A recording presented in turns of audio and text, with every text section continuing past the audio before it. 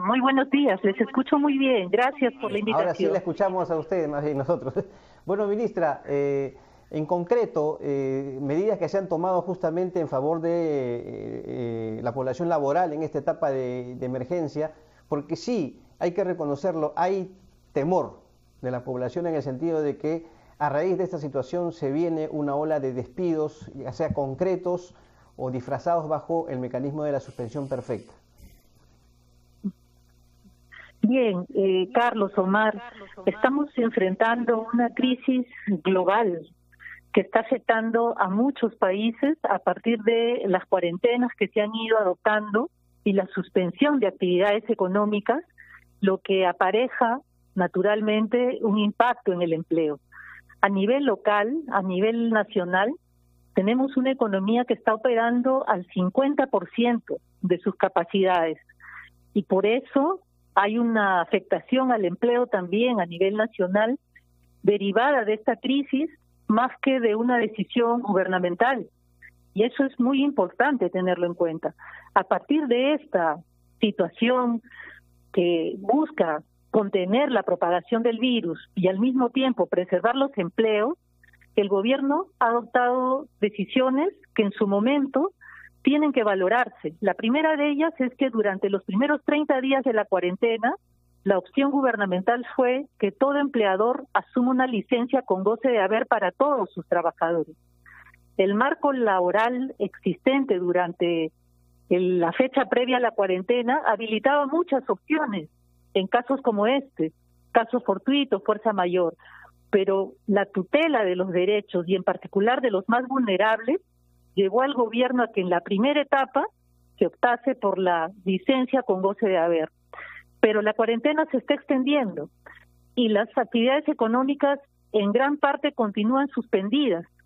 Por lo tanto, en una lógica de preservar los empleos, el gobierno también ha adoptado medidas para subsidiar planillas. Por ejemplo, el hecho de que el 35% de la planilla de una empresa cuyos trabajadores ganen hasta 1.500 soles, que se vea subsidiada por el Estado, es un esfuerzo del fisco justamente para preservar los empleos.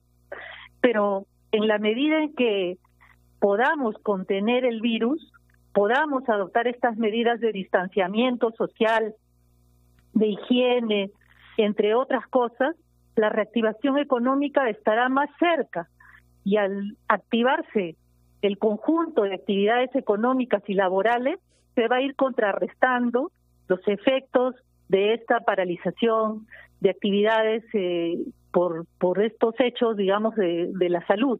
Claro. En ese sentido, para los trabajadores, el mensaje tiene que ser muy claro. El gobierno está adoptando medidas para preservar los empleos, inyectando recursos a las economías, a los hogares, y una manifestación clara de esa voluntad para asistir a los más vulnerables pasa por el subsidio a las planillas, pasa por la entrega de bonos, pasa por la dotación Ministra, de créditos a las empresas y con la reactivación económica paulatinamente claro. se irán retomando los puestos de trabajo que Ministra, hoy entiendo puedan que la verse suspensión suspendidos, ¿no? perfecta de labores, la medida de suspensión perfecta, tiene un plazo máximo de 90 días, es decir, 3 meses en que los trabajadores estarían en esta situación. Pero ¿qué va a pasar con los trabajadores de aquellas empresas que no van a reactivarse de aquí a 3 meses? Me pongo a pensar, por ejemplo, en los gimnasios. Muy probablemente los gimnasios sean actividades o un sector que se vaya a reactivar hacia fines de año, según el plan del propio gobierno. No pueden tener en suspensión perfecta, o cuál va a ser la situación. ¿Se va a ampliar la suspensión perfecta o las empresas van a romper el vínculo laboral con los trabajadores? ¿Qué pasa después de los 3 meses? Tenemos varias opciones, no solo que ya se están desplegando a nivel nacional, sino también la experiencia comparada. En situaciones como esta hay un esfuerzo muy grande de los estados, en primer lugar, para garantizar recursos a quienes los hayan perdido y se encuentren en una situación de pobreza o cercana a esto. El gobierno ha dispuesto ya la aprobación del bono familiar universal en ese sentido, pero otro esfuerzo de los estados y que el Perú tiene que desplegar, y en esa tarea estamos, es una suerte de reconversión laboral. en situaciones como esta tenemos que reinventarnos y explorar otras posibilidades de colocación de trabajadores a partir de los nuevos empleos que también la crisis va a suscitar. Pongámonos, por ejemplo, en el terreno de todo el ámbito de las tecnologías de la información y las comunicaciones. Claro, pero mi Cada pregunta vez iba al tema ya un poquito más legal, ¿no? Una empresa que está en suspensión perfecta, después de los 3 meses puede romper el vínculo laboral con los trabajadores, ¿eso va a estar permitido? ¿Cuál va a ser la situación legal ahí? Dependerá del nivel de afectación económica que alcance a la empresa. Ese es el criterio. No hay ningún criterio subjetivo en esta situación. Tenemos que hacer una evaluación económica del impacto que está ejerciendo la suspensión perfecta. Se va a disponer de la dotación de recursos, se va a garantizar ingresos a los más pobres, como lo venimos haciendo, pero también va a haber un esfuerzo muy grande en términos de certificación y capacitación de trabajadores para que puedan colocarse en esos nuevos tipos de empleos que se van a suscitar. Estamos hablando de los servicios de salud, de los servicios de vigilancia, tecnologías de la información y comunicaciones, call center, entre tantas otras actividades que se empiezan a potenciar en circunstancias en las que el distanciamiento social se impone. Y para eso el Ministerio de Trabajo está procurando el desarrollo de líneas que van a ser presentadas a la opinión pública, al Consejo Nacional de Trabajo, para discutirlas de manera tripartita. Ajá. Ministra, una pregunta, permítame.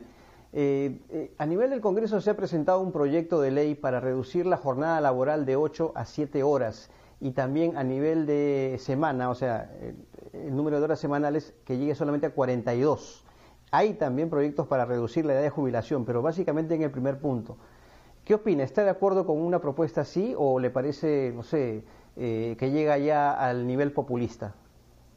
Sí, lo primero que tenemos que hacer es evaluar los fundamentos de esa medida.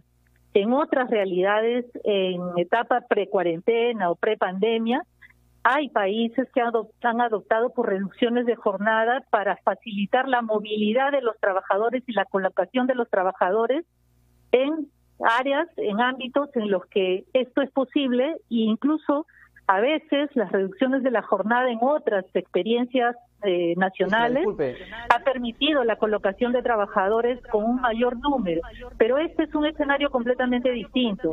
Tenemos que medir el impacto de esa medida en términos económicos y en términos de oportunidades laborales. Ese es un aspecto que todavía está en evaluación.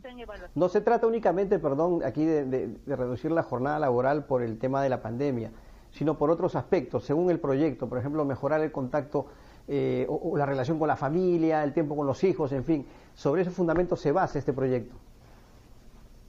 Sin embargo, la valoración que tiene que hacer el Ejecutivo se va a circunscribir a aspectos técnicos en primer orden.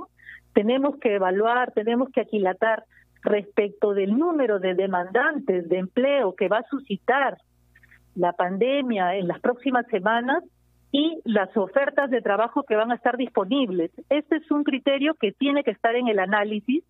Además, la duración de las jornadas de trabajo, sin duda, pueden coadyuvar a la conciliación de la vida laboral y familiar, y ese es otro aspecto que también tiene que entrar en el análisis. Pero de momento no voy a adelantar opinión porque las áreas técnicas están preparando los informes sobre el particular. Como ustedes saben, el día martes he sido invitada a la Comisión de Trabajo del Congreso y creo que allí habrá un espacio para la discusión de este y otros temas con los señores congresistas. Ministra, una consulta. El presidente de la República anunció la última vez, en la última conferencia de prensa, que en Consejo de Ministros se había aprobado un decreto de urgencia que iba a permitir que todos los afiliados al sistema privado de pensiones puedan retirar 3.000 soles. Esto antes, evidentemente, de que se promulgara la ley que permite retiro del 25% por el lado del Parlamento. Ese decreto de urgencia ya fue, se ha descartado porque había sido aprobado, no hemos sabido nada. ¿Qué ha pasado con eso? Sí, esa discusión tuvo lugar en Consejo de Ministros. La decisión fue aprobada por el Consejo en pleno. Tenemos allí la circunstancia de la aprobación de la norma ya promulgada por el Congreso de la República. El día de hoy tenemos una sesión de Consejo de Ministros a las 9 de la mañana y sin duda este es un tema que se va a poner sobre la mesa. Ah, bueno, entonces no ha sido descartado. todavía los afiliados podrían retirar además del 25%, 3.000 soles más. Lo que tenemos que hacer es conciliar el objetivo de las decisiones del Ejecutivo y del Legislativo. Siempre hemos pensado que cualquier iniciativa relacionada con las pensiones en el Perú tiene que ser una iniciativa sustentada en aspectos técnicos y en aspectos sociales. Por eso nuestro gobierno dispuso la liberación de parte de los fondos, buscando el equilibrio entre la necesidad de los trabajadores o extrabajadores de disponer de sus recursos en una etapa crítica como esta, con el equilibrio financiero y el flujo de los fondos de pensiones, efectos de que no se vean mermados y afecten al conjunto de los afiliados al sistema. Por eso se establecieron un conjunto de filtros a efectos de que los que menos ganaran o menos recursos tuvieran, pudieran tener acceso a los mismos. Ministra. Y en esa misma lógica se aprobó el decreto de urgencia para disponer de hasta 3.000 soles adicionales, ¿no? Ajá. Ministra, ¿no hay un distanciamiento entre Ejecutivo y Congreso por este tema del retiro de fondos de las AFPs, más aún si no está descartado el decreto de urgencia? Yo descarto todo distanciamiento porque como ejecutivos siempre hemos estado atentos al llamado del Congreso, a nuestra presentación en las comisiones cuando ha tenido lugar. Estaremos en esa lógica de diálogo con un poder del Estado tan importante como el Poder Legislativo, buscando el bienestar de nuestros hermanos y hermanas peruanas. En el campo del empleo tenemos una agenda muy vasta a partir justamente de los impactos negativos que está ejerciendo la pandemia sobre el empleo, y yo confío, estoy segura que responsablemente tanto el Ejecutivo como el Legislativo vamos a llegar a consensos, incluso para impulsar la reforma del sistema de pensiones, cuya iniciativa de proyecto de ley también ha sido derivada al Congreso de la República.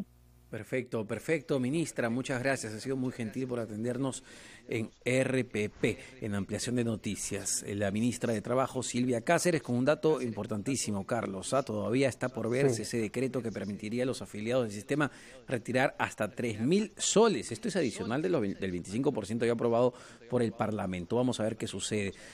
Nos despedimos, Omar, Carlos, pero viene Enfoque de los permíteme, Sábados. Claro, por favor. Permíteme solamente un dato muy concreto respecto a un caso que involucra al expresidente de la Federación Peruana de Fútbol, Edwin Oviedo. Su defensa legal había pedido el ingreso al penal de Pixi de un médico, porque según su familia, Edwin Oviedo tiene síntomas del nuevo coronavirus. No se le ha hecho el examen todavía.